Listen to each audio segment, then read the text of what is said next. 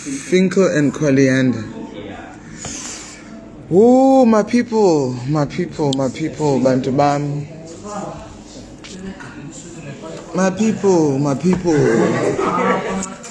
Hello.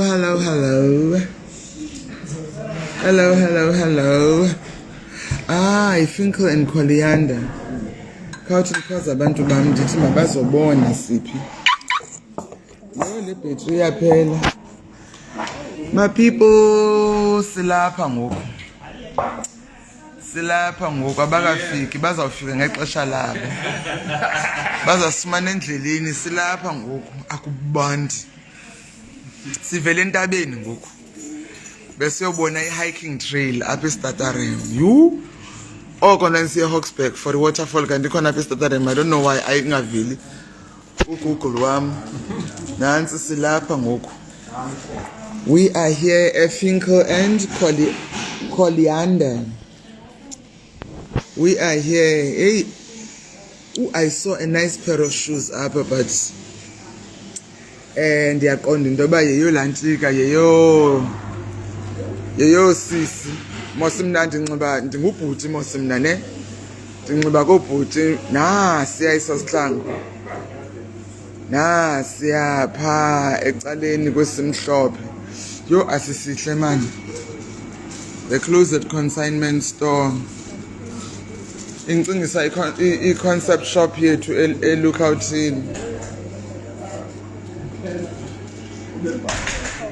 Silapha sivela ubona i-trail, hiking trail. It's so nice.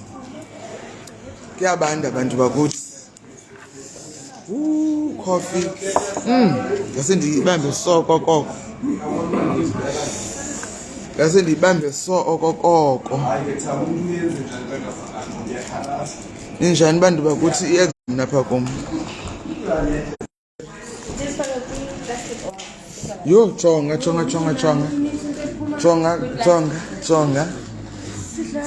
Siziselwa the foods. Ayishem.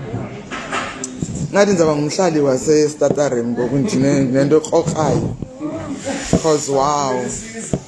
Yes, ngicela isiza doch cause wow. Ayishem. Kuyaphilwa apha. Uyazi ba le ndawo sihlala kuyo. Yo, ndandithe because every second week nontsikelelwe kwintose yini ba ukulenqana nemvula wena uyasebenza phambili sisi ekunyamezeleni ukhona umvuso makwande sisi kunjalo uyacenga noba kuyehla noba kuyenyukela unikeli. Hayi inhle ndawo shem. Ebona le yayona indawo ubuyibonile nontuthuzelo la nontsikelelo la ndawo kubani unontuthuzelo kokwenu lavela igama lakho la ngontuthuzelo xa ndilijongayo. Kubani unontuthuzelo kokwenu ngubhada mbekweni ubaleka phambili. Chini uyawuthini unontuthuzelo ndijonge kunontsikelelo kodwa kuvela unontuthuzelo mina xa ndijongileyo. Yetsali jonga la ndawo sihlala kuyo kwamahobohobo eyadini. Kwamahobohobo pa serious. And it's such a rare occurrence oyibonayo. And ke mna ke bekufanele ba every 2 weeks ndiyahamba ngemonti ndiyobhala. So ndivele ndathi okay xa ndifuna indawo ndiyibonile indawo endizaya kuyo because inye qha indawo bendiyazi apha eStatarem from basa senze advert ndava ya-Afrika ibiyi-Manderson qha. So ngoku ndibone nezinye indawo nje uba hayi shem xa ndifuna ukubhala ngoku ke ngoku apha iClever khona kukho nepool pha. So that effect yamanzi bendiyifuna it's right there in front of me. So nje iStatarem sizawuthanda undithimba ndimane ndisiza ndithi hayi ndisatshona ngapha even isikuyo bebenginceda and then xa sizileyo uyongama yena adibane nobhuti luyimbaleka betrain alamini That's part of supporting him on his journey as well. And nathi ke ngisiyaziba i-hiking day yethu sispenda pha. Hayi shem, i-Hawksburg sizawuke siyinqabele kakhulu sizawuke siyinqabele. Kukho intombazana eyenza i-tours wase-States but sene-5 years ngokuhlala South Africa. So udla ngozisithiwa si-Eastern Cape. Wayesitsho last time sibonana ngoNovember sithi Eastern Cape zange kaze kuye, so funeka akazonivizithela akazoyibona, yabona kaba bekungona benibona last night i-Atlantica esitsho uba she just landed eJoburg because I think a whole month bese-States bebesenza itono umyenakhe udlala i-trumpet. So maybe tour, and then they went to other places. Izolo benibone evese enye into that was so strange sanibonisa le picture yakhe ebuzukhona into yaziba intoni basesibhakabhakeni emafini kukho isaring nje into esisaring. Hey, it looks so strange. Uyabuza intoni leni? Wayesebenza lelantika ke NASA. Wayesebenza engineer khona. But wayeka ngokwenza i-tours zakhe ziyako Bali everywhere i-tours zakhe. That woman has taken 500 people to Dubai on one trip.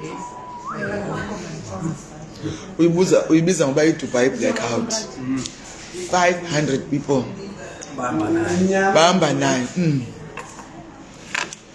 bahamba naye wabase Dubai for the trip. Yeah, she does nice trips.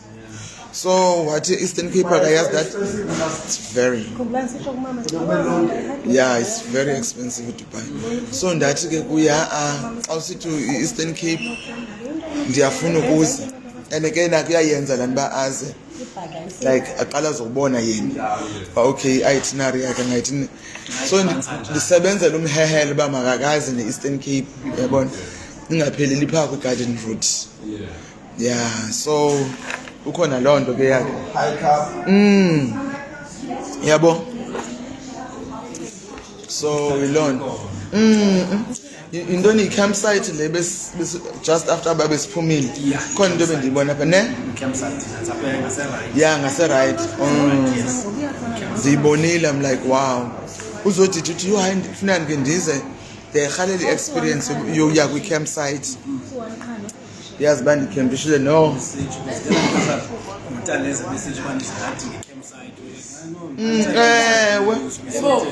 Actually, we should have gone in and shot. This was the campsite that was identified, but so inazo chalets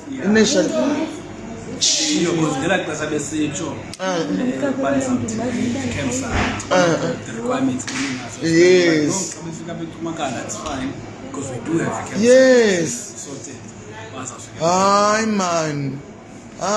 Yazi besidlule sayibona ukwenzela uba ndiyazi because into ebangeleka lokho yena main thing was that izinto zokukhempisha besingenazo, and ke ngoku kuba ilantika if any information besingenayo ubone. But ke ngendiphosiwe kubona la ndawo yam la sanctuary yam namahobo am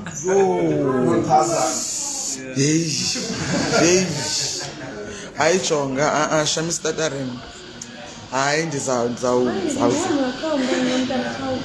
nomama kalwanda uzawuvuya kakhulu kulaa ndawo alele uzawutsho athi mntanam ndiyavuya xa ifuna comfortable eCathcart. So iCathcart benisithi kukho i-caves. Serious? Because I think is the paintings. I think the best case I have we give them a tour. I think the paintings were dating back 5,000 years back. Wow. Because I have caves. Yeah. And it's protected. Yes, protected. Ish.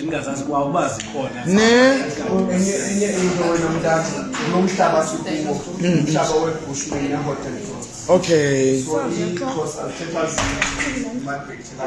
Yeah. zifikela umakhakane nomhlaba xa uzawujonga wonke unabemfutshane umhlaba wabo ufika phantsi kuthi imbali ukuwela kukaPhalo wela notatakhe uRharhabe. The reason yokuza kukaRharhabe kweli cala was because kwakuzabakho imfazwe yokubanga. Okay. Obukhulu. Okay. uRharhabe noGcaleka. Okay. History yasekhaya yaseMatshaweni. Then into eyenzekayo kwadingeka ukuthi makawezwe ke ngokuphalo ke andithi ngulalesikilo samahamba. Yeah. Okay.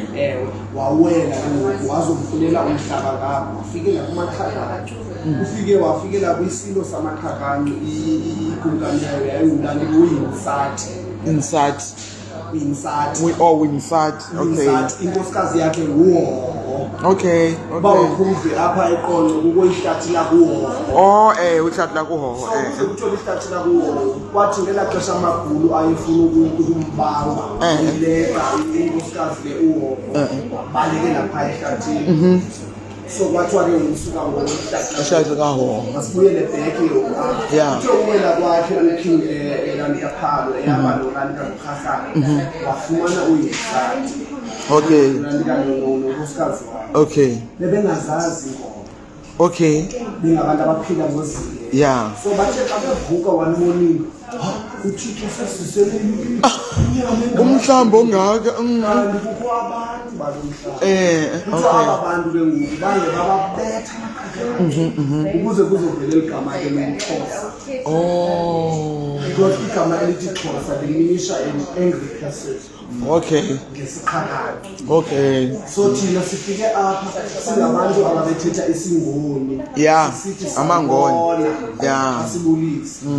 Bathi singamangoni. Yeah. Mangoni. Sasithi sawubona sithetha ilimi sondelelosu. Ilimi lethu ke ngoku liye ngamixwa. Yeah. Leli sikhakami bazozala elalini Xhosa. Because elalini isiXhosa amagama aso amaninzi Sesiqhakane. Ibe nala 3% Yeah. So ulandila uPhalo ke ngokuHarhabe kwaye kwanyanzeleka ukuthi bafundise amakhakane ngoba Okay. wabeke ngokusenegotiator ukuthengiselwa lomhlaba. Okay. Kuthiwa thina lo mhlaba zange siwucuthe. Okay.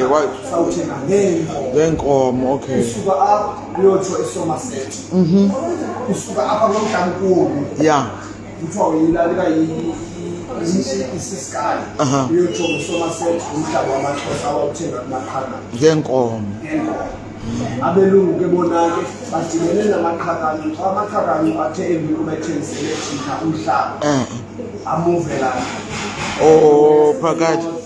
Kodwa bananawo ke ngoku pha kufuphi koMakhimbane. Okay. Nyuka amaqhakane sike Kapa kuba kaloku uyakhumbula noYan van Riebeeck ufikele kuMaqhakane. Yes. So namhlaba wonke lo wethu sithi thina isiSky yotsho ngeCape Town ingumhlaba wamaqhakane. Bathe umdibano ke ngokwendlela enabelungu oseGeorge Graver akanelisiba kuze kuzobuyela emva kuyokudaleka ke ngoku ihlathi lakuwo. Hey. Uyayibona ke le history. Hi Shelly. Kunjani Magada? Bye. Nosabatha kunjani? Yeah, namhlanje besisezikolweni. Uyabona sihamba siyicrew apha, siyicrew serious.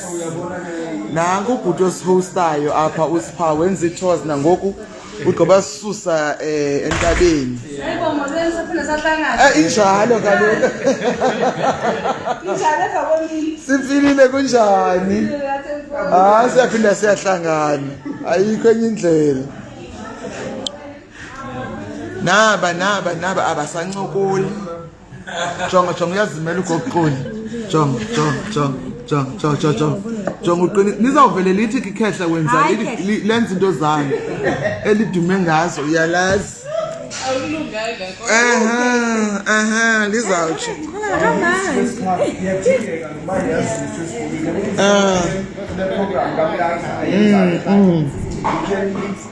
sifake nayo lekho kaloku uyakhumbula abazazi bababuya ya uyakhumbula was it enxenye apho bendithetha nge-rice yayibizwa ke yona ke nge-rice identity program yona apho kufuneka bazi flag ukuthi thini umntana before azi flag funeka azazi bungubani yabona umzekelo umuntu athi hayi ndifuna into ene-ancestors mna ndimjonge emqondweni ubani isiduko sakho atsho isiduko ndivele ndihleke ndithule emva koko yes uthi akazifuna i-ancestors kodwa unesiduko okay so i-rise identity program ibisenza umntana uba makazazi ungubani uvile elantika intweni isikolo besuka kuso eKhubusi uvile uthe umuntu awubiza isiduko sakhe wathi ngwasekhaya umntana uyayibona i-attesta kulaa nto bendiyithetha ngoba eseceki ecenyu into yoba uyawuthi use-New York uwise into ubize isiduko sakho ubone ngomntu ebheka athi hayi bo ungwasekhaya all of a sudden kuvuke laa nto imali ukunike mntazana lenthethayo thina asingabo mna ndingubuta asingabo thina sibonke ngoba yazi yenza into lenthethayo ifani imbali endayifumanayo ngamaxhego athi yafakwa ngolu dala phaya bebeqasha bahambe baliselulungu athi ulungu ungubani azichaza ubani igama lakhe waze ke ngokufika kwaspektara apho kwakufuneka kurejistwe abantu ngokwemizi ngokwezindlu zabo ungubona system yabelungu baqala abelungu bacreate ngesenex ifani then yo into abayenzayo bafika kowenu ubuze ukuba ukwabani apha uthi wena utata walapha igama lakhe nguJames andikuthiwe ngabo alazi athi nguJames uthi okay mina ngingaba kwaJames yes ubhalwe phansi uJames bani nibize zi-census zalo amagameni lonke nibhale phansi if ngiyonela James ngimpiwe James yes Lwando James xa sesifika ke ngoku esintwini sesiphumile ke ngokwelungu asimazi James kuba xa senza imicimbi kulomzi sithi amagiqo mawaze apha kuza nomuntu ongengo-James ke ngoku exactly kodwa naye ongumgiqo loo nto ithetha ukuthi ukufakwa kwefani kwakufanele ukuthi sohlukanisa ewe ukuthi kungabi namandla bekwi-subcategories uthi ngokuyazi nalo mntu sisihlobo sakho kodwa inane-burial elalika yifani inivala ukuthi okay ungasekhaya kodwa ya kanti ekugqibeleni if ungasusa laa nguta ubeke isiduko siduka sonke nansonke izofika kule nto ithethwa ngumntanza ke ngoku athi umntase laa mntana uthe xa esiva wazalana umvile ene wavele watsiba wakhwaza wathi wasekhaya because ithethe neengcambu zakhe kushukuma inkaba xa isiduko sakhe amaxhosa simamela igama lakho asimamela into sifuna ukuthi uzichaze isiduko ungubani soyazi uba mna ndindawoni apha and once yaziva noba mhlawumbi ndiziya kuthiwa umakhulu kodwa wasekhaya abelungu ke basibulala i-identity kanjalo injalo into ilingelo nathi ke ngoku sizivumele kuba kaloku umzekelo i-prejudice ekhoyo ebantwini abaninzi xa uthetha ngendaba yabantu abadala or i-ancestors immediately usithi ancestors i-apartheid ivelisile ya kanti laa nto bendiyisho into yoba mna umntu ngasi athi hayi ancestors ndiyamyeka ndithule ndimnike nje igap yoba ayiwanto uzayibamba le nto uzayenza abe then ndibuze ngubani isiduko sakho asitsho proudly ndingubani uyayiqonda uba yi-ancestor le uyibizayo and every time usibiza esi siduko sakho uyashukumisa because kaloku kufana nee-gangsters ii-gangsters nee-calling cards yabona uyayazi ya even nolantika umzekelo uSiphango ke bebulisa abantwana. Yes. Ubonile response Yeah. and ndathi mina xa ndibabulisa because andiyibizanga straight ngalandlela bebize ngayo. Yes. Banalanto yeah. And okwesibini banalanto into ba ewe umuntu ongusisi ewe umama lona at the same time eke sa responda properly uzawuthi mama sithini yabona.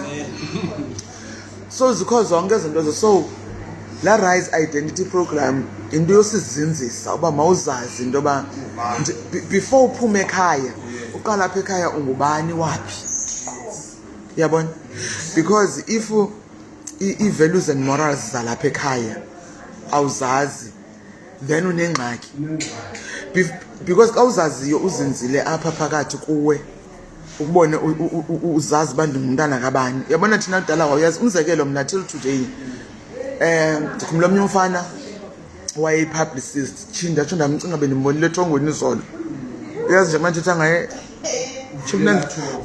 kufika lona ngoba hayi mani bendimbonile. So sihlala ke sisenza i-strategy for i-publicity sithi xa sijonga athi eyi wena you are too conservative because awuzifuni into ezibheke ecaleni and ezinto ezibheke ecaleni is what sells. Now I'm talking about yes funeka kube controversial before kufike into zotrenda nothini controversy kangoba ubuyakhumbula ukusweleka ngubani umshoza nguye newasweleka ne ya umshoza uyakhumbula ba ku journalist friends zakhe zazime-expose into ba actually into ezininzi were staged. Yes. May her soul rest in peace. Yes. She was just doing what this industry forces us to do. Sure. Watch into ba no into ethile nento ethile those were staged. And yayiba nguye asifonele asixelele uba into ethile umzekelo kukho enye journalist ebike yanje contact wathi kum I don't care noba ngayibukela le live wathi kum hey masenze story sakho ne wathi cha na data that's okay sharp but kwakho into ebangelandinga ndithi kaloku kufanele uyayenza nje into yakho ubone uzenzele so ezinye zezinto ezifumanisa ukuthi ukho i-controversy iyona nto that sells. Yes. Uyabona that sells so ufumanisa ngokuthi awukwazi ubheka phambili if you're not controversial because wathi hayi wena into ebangela into ba ube into zakho azikho kule ndawo zifanele zikuyo you are too conservative. Yes. Why? Yeah. And andivumi into ba i-popularity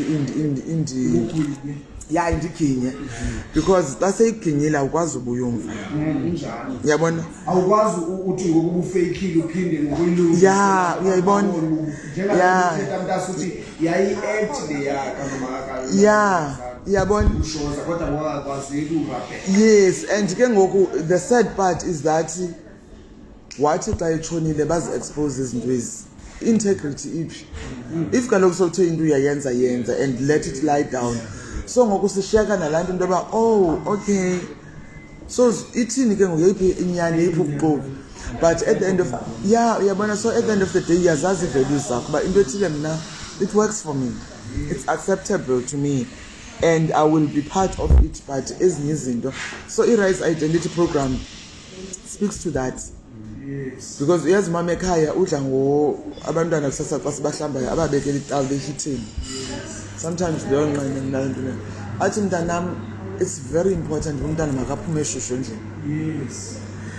Kuzothi noba liyamthwaxa ilizwe phandle noba ufike esikolweni wadibana nantoni but akhumbule into bekhaya uyabona naxa bebuyayo ubushushu athi bathi besithi no asifuni ukutya athi niza ukutya ukutya kwecebo because that is part of instilling lanto yoba xa ufika ekhaya mawuyazi into ethini uyabona zi-values zakokwenu ezo the same way uba udla ngokuthi umzekelo kwezi rescue kukho i-rescue yena ayazi uba yena uyabathengela kuyo but bathi besithi bafuna enye ekwenye i-rescue umzekelo ekhaya siyayazi uba usister wam xa ifika short thing uzawuza nayo nento ethile ethile yasendaweni ethile bayayazi baxa kufika mna izawuthi athi siyedlula nabo kulaa ndawo becela eqonda bayayirhalela athi I cannot break into yoba bayayazi bayi-associate nobani laa nto. So those are the values zelikhaya, and at the same time ne-moral compass yakho gets guided. Mna kuthi senza kwenza i-interview njengoba ndibalisa ngalo mfana that ezinye izinto ikhe izinto obuyenzile kule veki, that's tiring because kaloku it's not within you. Mna ngoku umzekelo uba ungathi ngoku masihambise ekhathikhathi uyobona ii-caves ngondidiniweyo ndiqonda uba you but ndizawujampa because there's something imove so zezi zinto ke ngoku siqonde into yoba nkosi yam moral compass yam iyandivumela uba ndifumanise ke ngokuba kwabanye abantu umntu uzishowa in ayenze le nto lena akasakwazi ubuyela back. Uyabona akasakwazi ubuyela back because ne-depression ingene ithini ubone it's painful. Andike abantu indaza banento yokuthi apha ebomini bayakhawuleza ukurayithana off. Yes, bakhanselishane. Bayakhawuleza abantu ndikhe ndibukele phaya esokeni. Ndiyavuya uNkulunkulu ukuthi akazange andiphe mna laa talent yebhola, ikhaba ibhola ndithini ndidlala isoka because ine-breath encinci man ubomi bayo butshana. Uthi ngoku wena uzibona uba ufit for ukuthi ungakhaba ibhola but abantu you can play at 33 isoka ke zii-filters zabo ezibasebenzisayo. Jonga ke mna ke mntase into endayenzayo uqala kwam uba yi-musician ukuthi phini ndajoyina i-bands ndazibonela ndazisekela ukuthi uba famous ibe yinto yokugqibela. Yes. Eyona nto ibalulekileyo mandiyenze ukulwela ukuthi mandiyazi le craft ndibe ngumaster kule nto ndiyenzayo. Abanye babenzase ndifemile eseRhawutini wantu ngahambe eRhawutini ngithe uba ngokukude ufana noBrenda ntoni because ngelaa xesha uBrenda abatshisayo I was already there now industry and xa bendimamele nakwenza andithi already umhlobo wenene oXhosa babehamba mos abamasipala kudala berekhoda iband neyethu iband yafumana ithamsanqa lokuthi bayizele abacumakala. Okay. Oh nice. Ayintoni igama layo? I-relatives. Okay. I-relatives yayekabhuti Bongwana uArchibald Nzele. Okay. He's the founder of that band. Esuka nayo yena eVelkov. Okay. Fika ke kuba ezene instruments wafumana amathi njengoba sisho mntazi ukuthi italent initsa so wafika bekhona abantu abadlalayo i-guitars and stuff yawayila band. Mna kapha ekukhuleni kwam ndandisoloko ngiqonda ndi-aimile xa ndisemncinci yes yayibamba le ndaba yi-lead vocalist yakhona. Naye ukuthi athi wandicebisa wathi Alex uba famous kuyingozi yokuthi abantu xa sebediniwe nguwe kakhulu ii-haters zakho eziziqale ukuhata usayiqala zizo eza kurayitha off zibone ukuthi ngoku ifanele uba incasa yakho iphelile noba wena ikakapheli incasa but to them bazabona ingathi ngoku kudala sisivalete laa nto yandenza ke ndilaza into yoba ndiyazi uba okay into emandiyenze mandingalweli ukuthi ndibe ngingesta ndifane nabanye abantu mandithathe le talente yam ndiyinikele kuThixo nezinyanya ngapha bazawudicide ukuthi yeyiphi indlela enzayihamba kuphi apho ndiyathele khona kuphi apho ngaphalanga ndiyathele khona. As a result if ndifanele uba mhlawumbi eshowini ethile ndiyakhona ndifanele uba nam ndikuyo kodwa ngashow ngingabikho thole ukuthi mhlawumbi andizwanga ukuthi Alex iza nawe uzoperform qome ndiyavuya ikhona into eyingozi ebendizayifumana exactly eyokuqala into ongayifumana eza-drugs zifumane ngaphandle njengoba sishiyela umzekelo apha sizi-artist ndiyaphakama mna ndizawuperforma mhlawumbi mna emveni kosiphala but nina niyabona ukuthi okay u-Alex wenza kakhulu le album umntanam zaxelela bekwenzeka ntoni recently ndikule nto ndiyithethayo ndiphume ufakwe into ezawundithi voice yazi ukuba ayizoyitya msinyana ndisele mna kumnandi ndiyaya bazawuphefoma xa ndifika kumicrophone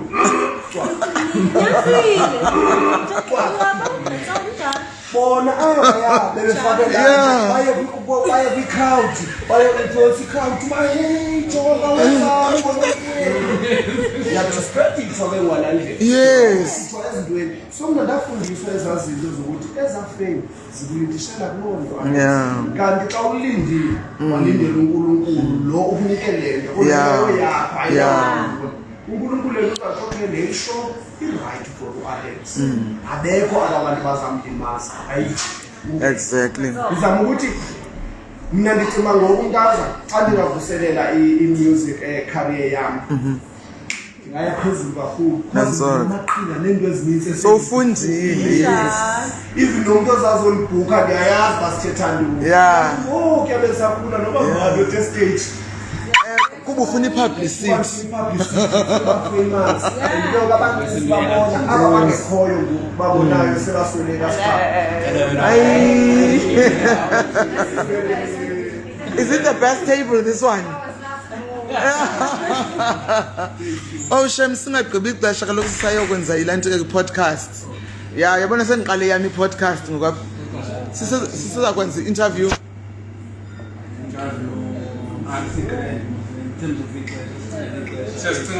Oh, okay. Anyway, singaphinda siyenze. We were not prepared enough for causing the other guy yesterday to sebenza nayo. Okay. Kangabe na chance yokuphela ezambe seshuka 5 square. Oh, esquareni. Okay. Wangena i-night. Okay. Avuka kusasa kandi uzama Okay. social nifane kulapha Oh, all right. Oh, Hayi your problem cause sikunye ngoku. Yeah, sisiyana nina and I'm sure in the next 2 weeks sizabe I'm sure in the next 2 weeks sizabe sizolantika. Sizo hike. esingayenza senifuna uthrowa i-idea kuyo yonke lento ndicinga uba singayoyenza le podcast phaa Yes.